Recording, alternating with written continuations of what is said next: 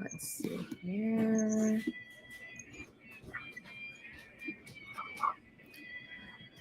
Welcome to the stream. Wait, what did you say? No, I hear music in your background. I was like, nice. Oh yeah, my little background music. Yes. That's it. Welcome everyone to the stream today. I'm really excited that you guys are all here joining us or watching this back. My name is Miriam. I am the founder of Hubor. We build brands and products for artists and community organizations. Today we're live on Entra, the #1 fastest growing Web3 professional network and the new way to work. I have the extreme honor of my guest joining me today for the conversation, Krystal, founder of multiple different serial entrepreneur, and we'll be chatting today, kind of catching up. We haven't seen each other since Emerge last year? Yeah. Well, this year, right? But that we saw each other briefly, but before that, and it was COVID and the whole thing. Right. So it's been 2 years, I think. It's been quite a while. And so just to give some people background, a little bit more info, Krystal, she's a young female entrepreneur focused on building and providing gamified experiences with immersive technology. SAVR was one of her first startup, basically her first. It's a SaaS mobile platform that provides subscription-based engagement, experience activation for destinations and proprietors. It's been very popular here in Miami.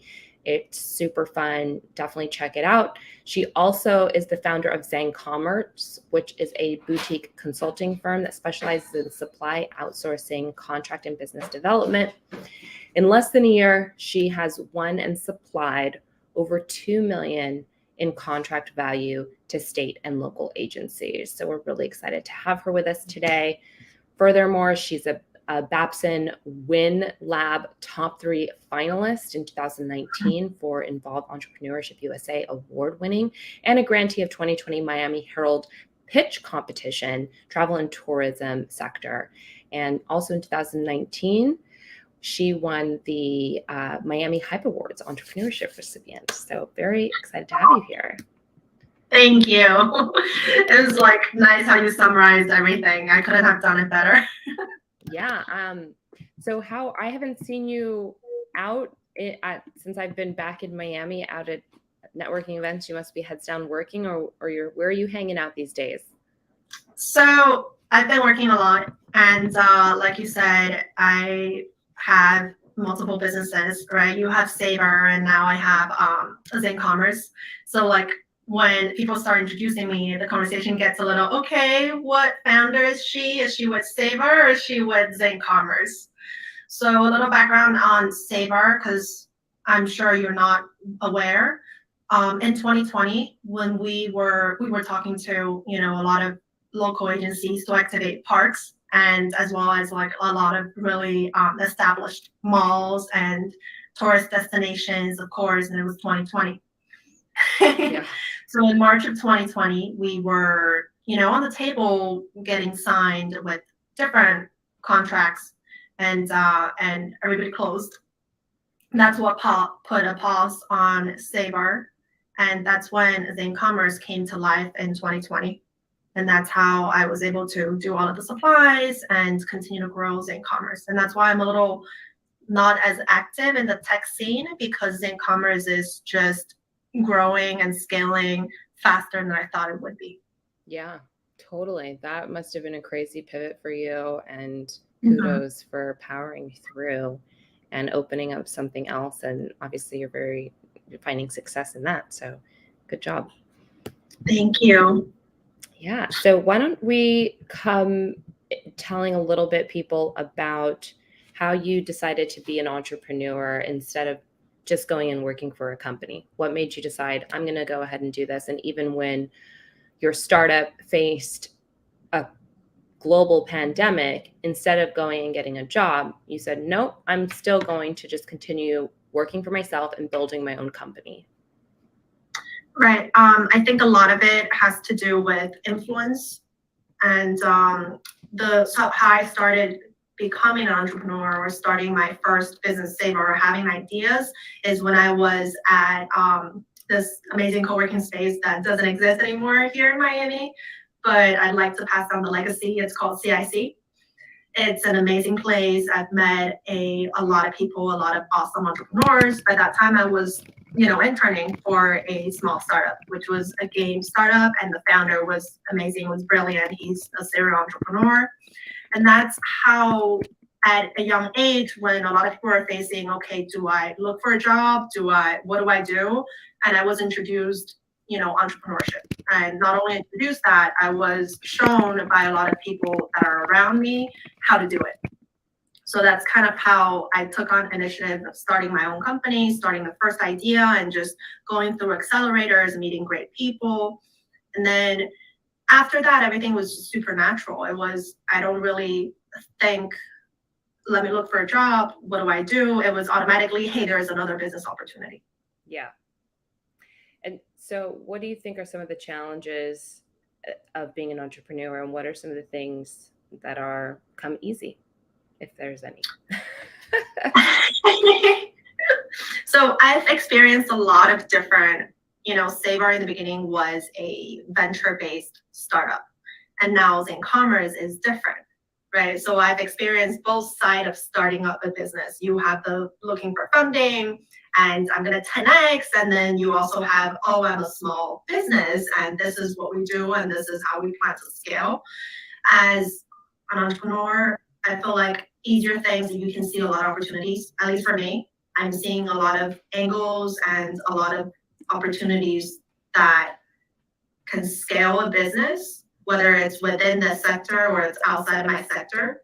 But some of the challenges is, what do you focus on, right? Because you have so many amazing things in front of you and so many things, so many possibilities. You just have to kind of focus on one or two things. Right.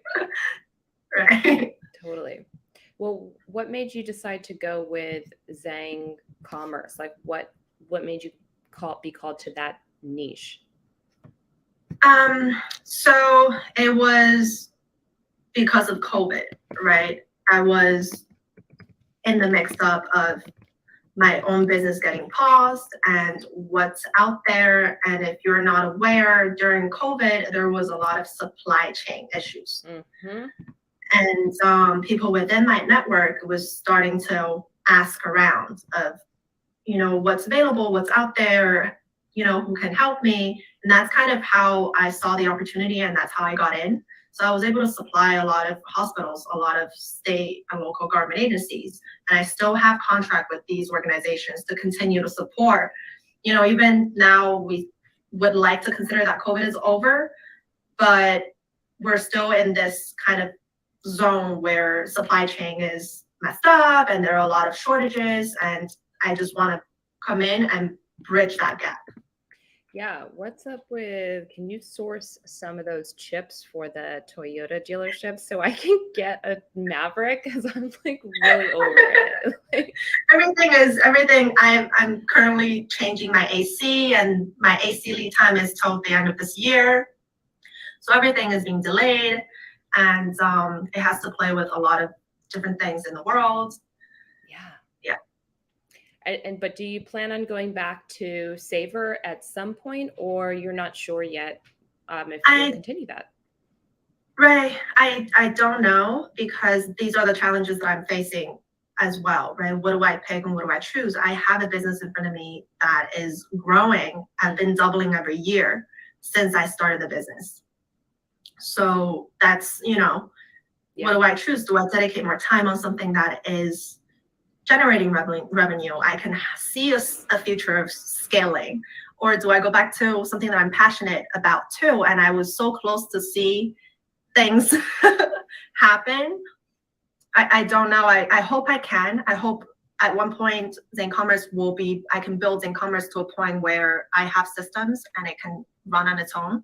Right. That's where I'm working on. And then I can dedicate more of my time to SAVR. And I have other things that I want to do as well. So that's kind of what my plan is. Yeah, leaving it open. I think that's really smart.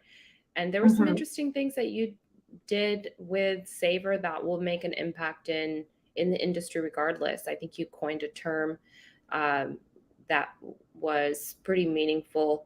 What was that term again? It was cost per traffic. Cost per traffic. So that references that link between, our digital world with our phones and then those brick and mortar stores. And how do you measure the impact, right? So can you just explain that one? I'm a big fan of it. I think people would love to understand that. Right. So SAVR's whole goal is to how do you quantify and how do you translate your digital footprint into our real world, right? A lot of advertising, a lot of marketing campaign are only digital, but how do you really know if this person went to a brick and mortar store after a marketing campaign? So SAVR's goal was to be able to tell these businesses, hey, this person was engaging on SAVR, and then they took this route and they went into their store. So that's the whole goal of translating digital traffic into like foot traffic. And that's why cost per traffic term is really, we were charging businesses based on per foot traffic that was into your store. Yeah, very cool. Very cool stuff. Make sure you drop in any questions that you have for Krystal into the comments or the chat. You can use reactions. We'd love for you guys to join the conversation today. We are talking with Krystal Zheng, a young female entrepreneur focused on building and providing gamified experiences with immersive technology. Serial entrepreneur based here in Miami with me and has won various awards. So, Krystal, see a question about how I got my initial investment to start my business. Yeah, that's a great one. Let's answer that. Right. So with the venture, I would separate two businesses, right? You have your venture-based and you have your lifestyle small businesses. So with venture-based, we have this round called FNF. You can say it's friends and family and fools. So I got my first round from friends and family. And that's what a lot of people would take when they're starting a venture based and they have an idea, they talk to their friends, they have a prototype. That's how I got mine as well. And after that, it was really generating revenue. And so I can take that to the next round, seed or even pre-seed. Yeah. Any advice for people that maybe they come from, they don't have any friends or family that have any money, or their network doesn't have any fools in them? So I have always been following a really, really lean startup kind of way with like very minimum capital investment, right? Because a lot of people, when they're starting a business, they're like, okay, I have to raise this amount for me to build a prototype. And then I have to go to the market. This is how much I need for advertising and stuff like that. But there are a lot of ways for you to do it really cheap, right? There are resources like Fiverr or Upwork for, non-technical things, and they can do some of the technical things too. And I also learned that played into a part of my initial capital is you have your money infusion and you have kind of technical and like skills contribution, right? So if you're able to talk with your friends or people in the network who, I'm not a technical founder, that's why I'm touching base on this, because for me, building something is the most important part. So if you're able to talk to other people who have those skills and bring them on as co-founders, that's your capital too. It's a different type of capital, right? You don't have to hire this person, you don't have to pay for them. So that was the route that I was taking. So I had a tech team that I met, I spoke to them and they were on board. So I was able to pay them very little to build the platform. And then I was able to work with my CTO that was based in Silicon Valley. He had exited 2 startups before. So those are the people that I've met at events. I was having a conversation. I was telling him about really pitching him like you would pitch to an investor. Yeah. So the value that he brought in is, I would consider well over what an investor would bring in. Absolutely. I agree. And then you're not alone in the journey too. You have a co-founder, you're working with them, or you have a team that you can lead, which you get a lot of value from that, 100%. Mm-hmm. So great advice. Keep the questions coming. I see Monique has popped in, our next guest at 5:30. So stick around. We're going to be excited to chat with Monique in a bit. we're on a Web3 platform today. Entra is partially integrated with Web3. It's on some blockchains. You can integrate your wallet and start earning crypto for your content on web, on Entra here today. But what do you think about Web3? What are your thoughts on it, Krystal? I'm definitely intrigued. I've been to a lot of Web3, a lot of blockchain, a lot of crypto and NFT events. I'm very intrigued, and I would like to see a lot more real world applications to it because I was one of those people who jumped in sandbox and like, oh, these are my properties and these are the things, right? But it's more of like, okay, so what else? And because I'm not technical, I'm seeing a picture, I'm learning as I go as well. Yeah. So when you say the properties, do you mean like you bought some digital real estate? I was looking, but I was like, okay, it's something new. Yeah, got it. Okay, we have another question. Thank you so much, Nathan. What advice can you give to someone pre-revenue that is trying to bring on a professional investor? So I've talked to a lot of investors. Mary probably know. I was talking to everyone I can get, a contact to, like anybody, family offices, VCs, angel investors. I think the route that I took really is to build relationships. So I have a lot of, for example, I'll use this example as Florida Funders, right? So they're a really established investor group, and the route that I took with them is they know me. For example, when I was starting my business, I started pitching with like a PowerPoint, a deck. And then I met them again when I had a product. I met them again when I had my first, potential client. And then I met them again when I had like the first contracts more concrete. So these are the things to really show them your progress, because it's a relationship. And they say a lot, they're investing in people instead of your product, because your product is so early on. And showing them kind of how you guide your business is really, really important. And you can also take a look at different funding sources. There's, traditional investing is there. It's been there for a long time, but there are other alternative routes to get capital, right? You have crowdfunding, and depending on the type of your products that you have, you can do those pre-sales as well, and you can look in grants. There are other type of fundings. If you want to, instead of taking a venture route, you can take line of credits, and depending on the type of business that you're running, because when I was venture, there was more venture, and now as Zheng Commerce, I'm looking at different type of funding sources. I'm looking at loans, line of credits, different things.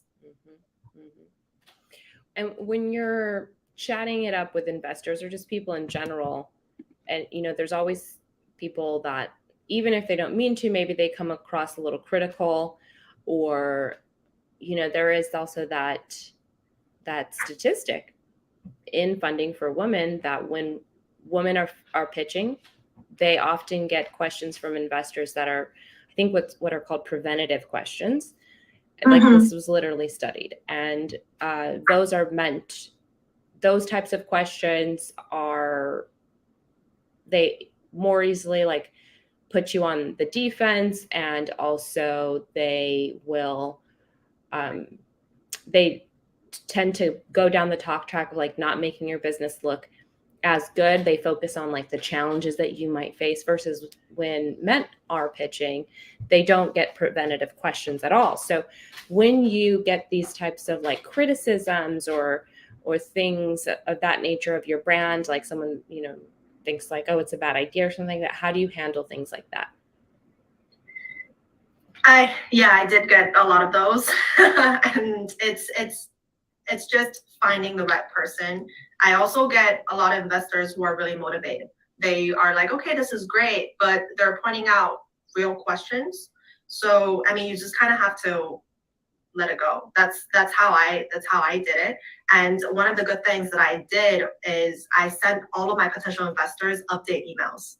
So they don't really have to respond. I give them updates on some of the progress that we've made, the challenges that we've had, some of the wins. And that's how I was able to have really great relationships. And also, I didn't get funding at the end of the day for SAVR from professional investor, right? So maybe I'm not the most successful person to ask or say, but now with my own business that is, generating revenue, and I have investors wanting to come in and invest in Zheng Commerce, and I would straight up tell them no, because that's not how I want to grow my business. But I have that relationship, and all of the investors and mentors, everybody I know within the South Florida network, I'm sure if I start another business and going back to them, raising capital will be a different story. Mm-hmm. Yes, very true. It's those relationships and keeping that consistency going. So do you just use your normal Gmail, or are you using some sort of CRM system to do that? I use my Gmail, but there are great CRMs that you can use, like Zendesk, and you can put them MailChimp, and these are the things. But I feel like I am more personal. I write emails specifically. I make notes. I have notes on each investors of our meetings, their concerns and different things. And that's how I personalize those letters when I was sending them out. I still keep in contact with, those investors that I was pitching, but now we're just more of on a friends level. And a lot of them ask me my opinions when they see something. So that's how the relationship has evolved. I guess I didn't get their money, but I got their friendship. I don't know. Right. Well, your network is your net worth, they say, right? So we are just coming to the half of the hour. So make sure you get in any questions for Krystal, because we're going to be bringing on our next guest, Monique, to chat about her entrepreneur journey, building brands from scratch. Both of these women have done it. What are some words or lessons that you would leave for our younger generation coming up, hoping to follow in similar footsteps or build a brand from scratch? One of my biggest lessons that I learned was I was in love with a specific idea or a specific product. And these are the things that I see from right now. I work with a lot of other businesses, right? Some are established, some are small businesses, some are startups. And I realize startups are often very like, this is our product and this is what we want to do. And so those are the things that I've learned, and I was able to pivot. So that's just the word that I would want to leave. And when you're an entrepreneur, you're an entrepreneur. Your product, your company might be different, but you are your own brand, you are your own company. And that when you are kind of channeling your business and yourself as a person, you're more than likely, it's easier to achieve things that you want to achieve. Very well said. If you guys want to get in touch with Krystal, what's the best way for them to do that? Email. Perfect. Should we can drop that into the room chat. Monique, go ahead and raise your hand. We're going to bring you up. And while we're transitioning, I want to just thank Krystal for taking the time to come and chat and catch up with me today. And I'm going to hit you up, girl. We got to go and hit these Miami streets. Perfect. Thank you. It's good to see you. I'm putting my email in the chat room now. Awesome. Thank you. Thank you, Krystal. Let's, while we're waiting for Monique to come up, I'll read another writer racist game card. And so I'm going to read a fact. This might be a stereotype. If you think it's true, you put that in the chat. If you think it's false, you put that in the chat. Pew Research Center estimates that Mexicans made up 72% of all unauthorized immigrants in 2014. This is for the United States. Do you guys think that that's right or racist?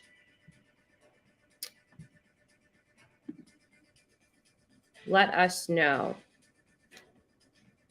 Pew Research Center estimates that Mexicans made up 72% of all unauthorized immigrants in 2014. Right or racist?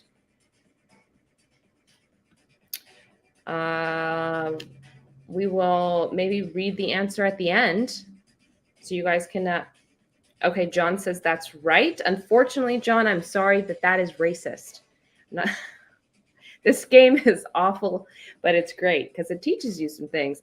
The data shows that undocumented Mexican laborers made up 52% of the total unauthorized workforce in 2014. So less than what the card said. Hope you guys found that fact interesting. Brought to you by Right or Racist, a game invented by another entrepreneur friend of mine, Matthew, here in Miami. Welcome, Monique from Club Rapunzel. Club Rapunzel. How are you? You're on mute. We can't hear you. Are you there? You got it. You got the mute there at the bottom? All right, there we go. I did it. Hey, hello. How are you? So good to see you virtually. Likewise. Yeah, we got Thanks for doing this. Absolutely. Thanks for taking the time to come and share your story. We are live today with a double feature. We just chatted with Krystal Zheng from Zheng Commerce, serial entrepreneur, and now we're transitioning with our building a company from scratch live stream for an interview with Monique Woodland, founder of Club Rapunzel. She'll be sharing her experience in building a company from scratch. She founded Club Rapunzel's hair growth and hair repair subscription box. She also has a popular YouTube channel. You can follow her. I'll drop the links. Club Rapunzel is a 4-step program to promote hair growth and repair for all hair types, specifically heat, color, and chemically damaged hair. Welcome, Monique. How are you? So good. And live. This is kind of like one of my first lives since, pre-pandemic, but happy to be here. How are you? Yeah, I'm happy that you're here. I'm doing good too. Not too bad for a Tuesday. It didn't rain yet today. So, that's cool. Down here in Miami, and love chatting with you. Just chatted with Krystal. I'd hope that you guys would be able to make it at the same time because I would love for you two to meet. I just think you guys would just hit it off, 2 power players. But I can absolutely, of course, connect you guys after as well. Or maybe we can all go to an event or something together. How was your summer? I guess the last time that I saw you was at that party that we were at. What was that? Yeah. I had a family reunion in the beginning of the summer. Mm-hmm. I kind of stayed local. I didn't really go all over the place, but I did end the summer, Labor Day, being in a friend's wedding.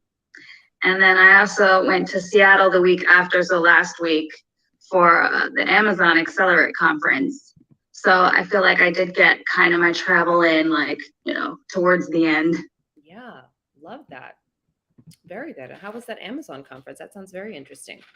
Mind-blowing. It was the first in-person Amazon for Sellers conference, and in Seattle, where their headquarters is, but in the convention center. And they just had a lot of, sneak peeks about things they're doing to help sellers. Different things that you're going to see also as Prime members, which is interesting. There's a lot of workshops and a lot of learning and a lot of eating too. That sounds great. I love Seattle too. It's such a vibe. So let's dive in. So I assume, Club Rapunzel are the boxes on Amazon? The boxes will be on Amazon. Actually, I'm part of the Black Business Accelerator. And as a part of that, we get some personalized mentoring training on, best practices on how to get on Amazon. Amazon has their own subscription page. So I'm gearing up for that now, having products specifically for that platform, getting them made, and TBD will be coming soon. That's fantastic. What amazing growth. Just to kind of set the stage a little bit further, tell us a little bit when you started Club Rapunzel, did you bootstrap? Did you get funding? And, the beginning of the journey, were you working? Was it side hustle? Did you full-time do it? Some of those specifics. I'm definitely a side hustler for life. I'm always doing a lot of different things. So, I always knew I wanted to have a company and wanted to work for myself. So when I was having my own personal hair falling out, I was basically conditioning and washing my hair nonstop. And the program, how it started was really just my routine and getting other people on my routine that saw how my hair stopped breaking. Now, it was actually through WeWork where I was in a focus group where they were talking about subscription boxes, like what kind of subscription box would you want? And I was like, I would have loved to if somebody would have done this for me instead of me like just trying to try everything, try and fail and create my own products, buy other people's products, spend like tons of money, but just have a roadmap. So that's where the idea came from. And as far as funding it, I did use my own credit cards. I did a crowdfunding campaign, and really I started just with, getting my initial inventory, my initial boxes, like just having something to start. And I did create a business plan. So I had an idea of how much cash flow I would need based on how many subscribers that I had. And really I just did it little by little. Like I said, I'm going to take 20 subscribers. That's how much inventory I have. And from there, grow it. Very good. Thanks for breaking that down. Where did the name come from? Well, I'm really into fairy tales. Like those are my kind of movies. So when I was thinking about, growing my hair, letting my hair down, I thought Rapunzel Club. And that was taken on Instagram by an inactive account. Of course, but then Club Rapunzel, really just, from the fairy tale, just having this really long, strong, healthy hair that could withstand a grown man climbing up it. That's the kind of strength you want when your hair is breaking. Absolutely. Love that. And when did you decide, hey, I'm going to go ahead and do this YouTube thing? Because that was something that you were doing as well. That was pretty good. Yeah, I wanted to talk to other people about all of what had we done to our own hair? Really, what kind of trauma did we put ourselves through? And I was in a program. It was kind of like an entrepreneur 6-week program to launching. So, I did the investments of, getting help in the beginning when I did not know what I was doing. So in that program, it said, write down everything that you want to have. So of course, everything's in there: a website, a podcast, a blog, social media, YouTube. And then it was, go through little by little and just get started with your phone. And that's exactly what I did. I just started talking to people and I started putting it up on YouTube the wrong way, landscape or horizontal, whatever it was. And some of the stories have been so hilarious. Just some of the things we try and, the consequence, but really it comes back to, we learned, or for the people watching, you learn from us and don't do this. And also, what can we do to take better care of our hair and, to avoid these mistakes or to not really cause all this damage for no reason. Yeah. I think that's so great that you just decided to go for it. And you were just like, you know what? I'm going to launch this. I'm going to do it. And you didn't overthink it. I love the videos that you do. They're so personable. And I think you make people, women that are doing, and I guess men too. I don't know if you ever interviewed any men, but some men have, long hair. They want to grow their hair too. That's totally fine. But you just make people feel better about, their hair and stuff. So I love those. If you have questions for Monique, please do chime in, drop them into the chat. Why don't you give us a little bit of like a brief introduction? I did pull up the website, but tell us what exactly Club Rapunzel is and how people, like, how did you build the subscription model in this box? How did you put it together? So Club Rapunzel is a community of women on a mission to repair damage, to promote growth, to retain length.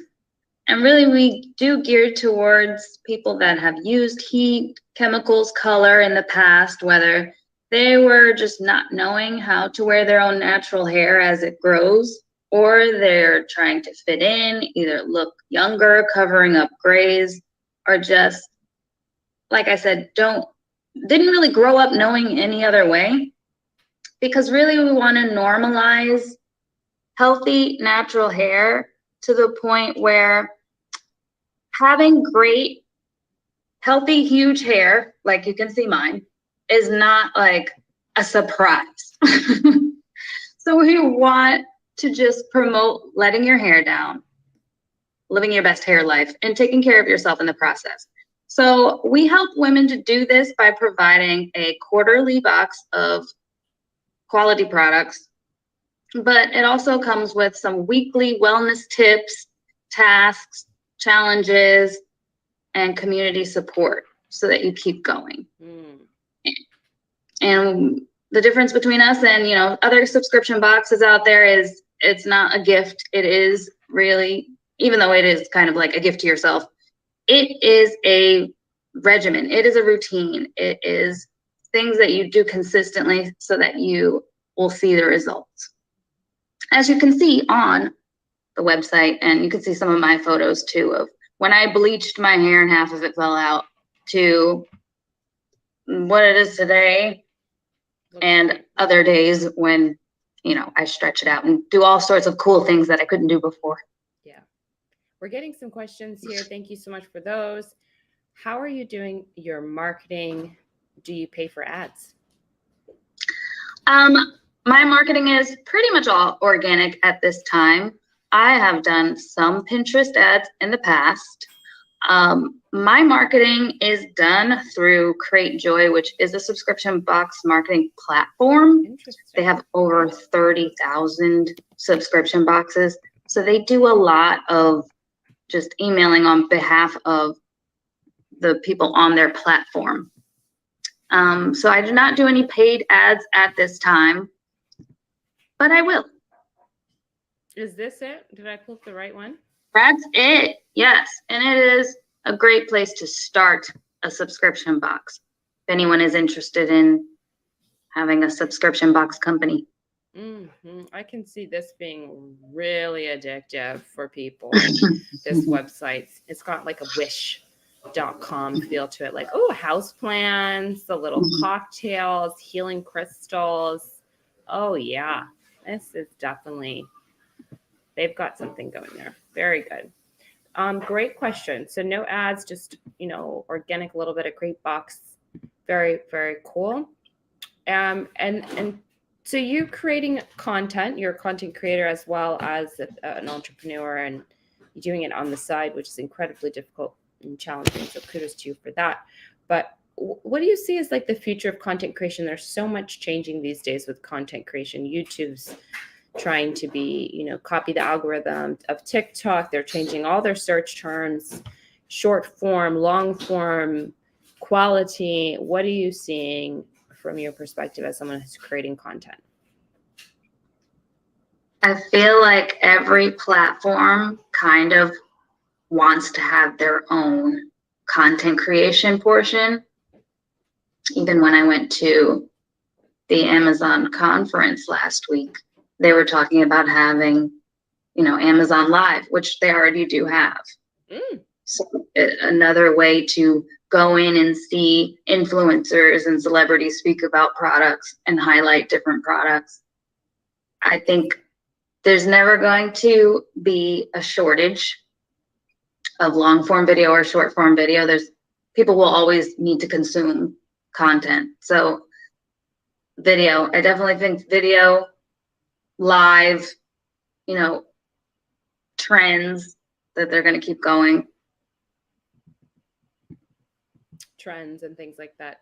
Are you on, I think people in the audience are agreeing with you there. Are you on TikTok? Are you doing any TikTok? I feel like this content would be so good on TikTok, the Club Rapunzel stuff. I'm partially on TikTok. I feel like I recycle some Instagram reels and try to throw them on TikTok. Haven't quite mastered it yet. But what do you mean? Like, you mean talking with people about their hair, that type of content? Or what do you think would be good? Showing like the difference that the subscription makes in the different hair growth, or talking about like what's good to use in your hair, what products you should be using. Just even doing different hairstyles. Like there are channels on TikTok completely dedicated to that with like hundreds and thousands of followers. You would be surprised. It's like TikTok to me is so wild. Like you can do anything on there. Today, I put up a video of me doing toe stretches. Like, I'm like, this is literally the only platform for this. Like, where else am I going to put this type of content? So, yeah, just doing something like that, I would think would do probably really good on TikTok. Or just telling your brand story. There's so many entrepreneurs on there too that like follow along with me as I build my company, and they give updates and stuff, things like that. Yeah. Make sure you guys chime in. We've got a few more minutes left with Monique, the founder of a subscription box. If you're thinking about building a subscription box, I'm sure she can tell you all about it. It's definitely, I think there was a time in entrepreneurial world where like subscription boxes were all the rage. I mean, it gives you that monthly recurring revenue. It's pretty easy to kind of put these things together. You get to support other brands, right? But there are challenges to doing it. Why don't you talk us through some of the learnings that you've had while building this business? One reason why I wanted it to be a subscription box, obviously retaining the customers, having that recurring revenue is like ultimate bonus. But I wanted it because with results on hair products, it's not just like a one-time thing. Like I wanted my members to really take the time to see a difference, and in that way, like use the product longer to see the difference. So in the beginning, it was a monthly subscription box, and people were not giving it enough time to actually see results.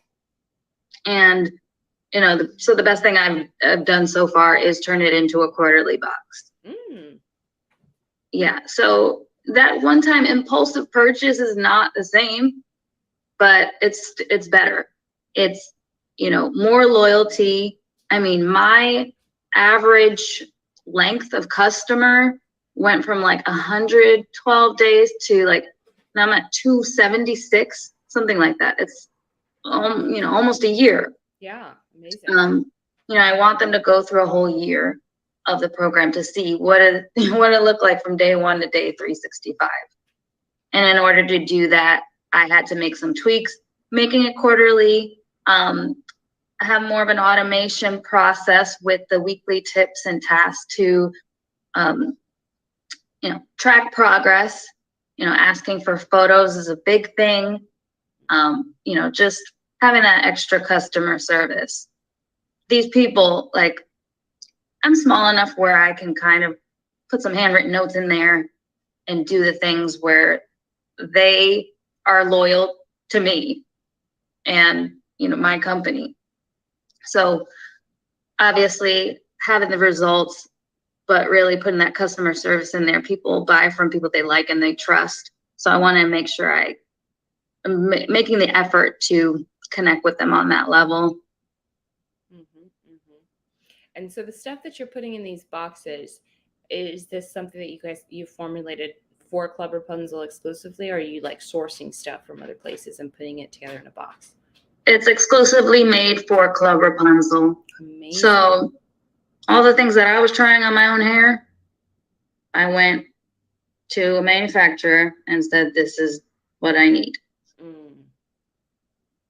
So you took the stuff that was working for you and then created your own product line. Yes. That's brilliant. Walk us through some of that, how you went about finding a manufacturer. Did you go to multiple? What did that look like? Did you travel to meet them? Were they here in local? Like, and I think manufacturing is like a whole abyss of. It is so much, because I'm actually trying to do the same thing now for this other mask product that I would love to mass produce. So now it's produced like small in batches. And when I look back at all of the things I did to get my first manufacturer, like I can't even believe I had, I don't know, 50, 60 different tabs open of different manufacturers, and then to contact them each one and then keep like record of who actually responded, because many don't. You know, you make an inquiry on a website and you're like, hey, I want to spend thousands of dollars with you, and don't hear anything back. Like, and it happens so much. So I had to go through, obviously, the ones that responded. I wanted to do business with more than those that didn't. So it was that kind of is a filtering process in itself. I didn't locally meet anyone. I had, you know, different sample kits sent to me. So again, washing my hair nonstop at that time. And just went with the best choice of, you know, everything that I wanted in the boxes. And, you know, it's definitely developed over time. The people that started day one when it was monthly, and now that it's quarterly, I do have a few that have been there, and it's like been 5 years. But so they've definitely seen the growth and the changes and everything. It just gets a little bit better. Rather than having everything perfect in the beginning, I just started with what I could, and I made a lot of better changes, I mean, in my opinion. Fantastic. Yeah. How long did that process take you from start to finish when you were going through the manufacturing? I mean, it was definitely over a year. 2015 was when my hair broke off. 2016 was when I was playing around with different products, having other people try them, and then I kicked off in 2017. Yeah, that's such a great transparency, like timeline, I think, for people to really kind of wrap around and understand how long these things take. Like, you're not just like, oh, I'm going to start a product, and then boom.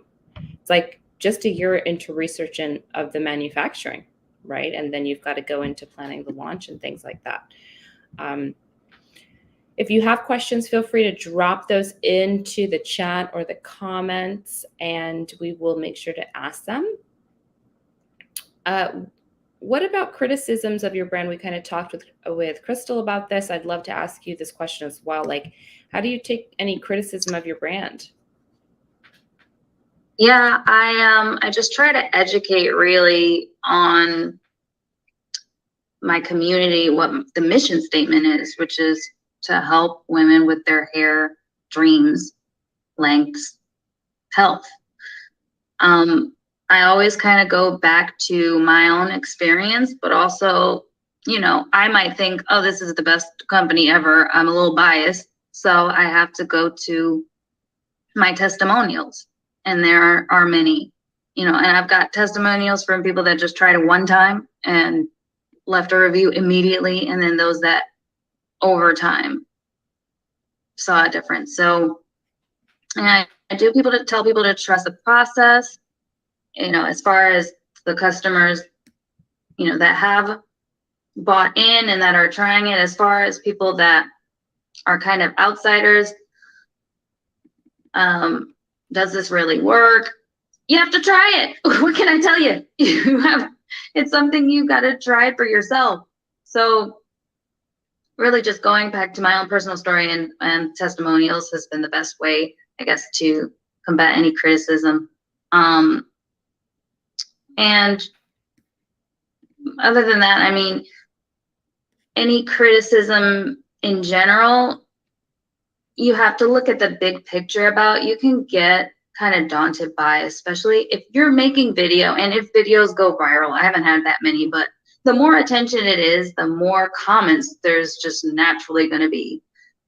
You're opening yourself up to this. So it's kind of like on the table. It's kind of part of the package. Mm-hmm. So in order to focus on what's important, you got to look at the big picture. Why am I doing this? What is my mission? What is the purpose? How is this helping people? That kind of like raises your vibration as well. And then those little comments and criticisms can't really bring you down if you're all the way up here. That's very good advice. I love that. That's great words of wisdom. Now we are on a Web3 platform, and we're in Miami, so I know you've heard about Web3, and I want to ask you a little bit about what you think about Web3. I think it's super cool. I love how there's all these Web3 networkers and different events, and I love just hearing people talk about it and be like really excited about it. I mean, I do have more to learn, obviously, but I think every brand needs to have it in mind that this is where things are going. I know that like there's a bank, JP Morgan or someone, that is having their own room where you can go and do transactions, and I think that's just brilliant to just have something unique for your company and know that, okay, in Web3, hey, maybe we're gonna have like a Web3 salon. I don't know. Who wants to go and have their avatar like hair washed? I don't know. I'll think more about it. But these are the kind of discussions and things, since we're in Miami and get to go to these different networking events, that you can brainstorm and be creative. I think it's just fun to talk about, ideas and things that are coming.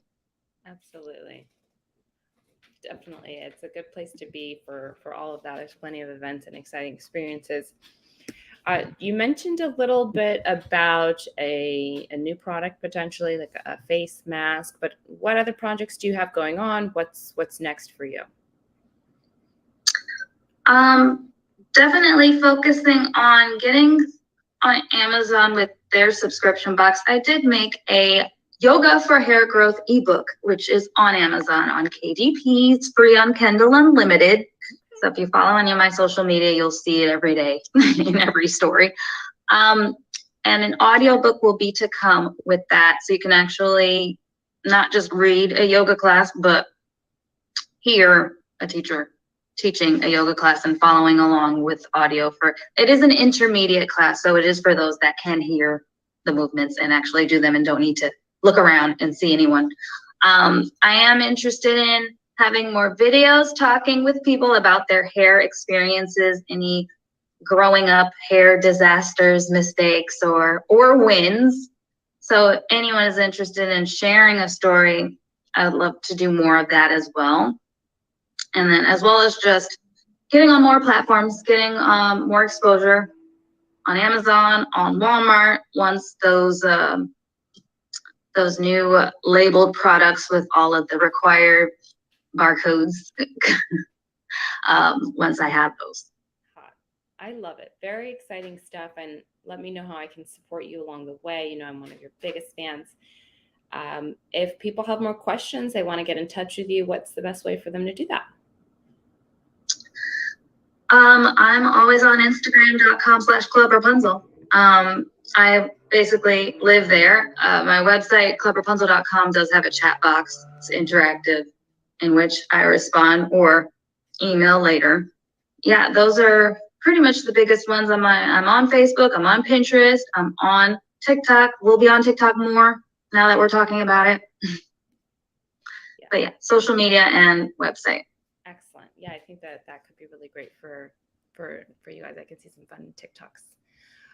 So that's about it. Thank you everyone for joining this live stream today and or watching it back. Make sure you get in touch with Krystal and Monique if you have questions, follow their journey, and we'll be back again next week with another live stream. Thank you. Thanks, guys.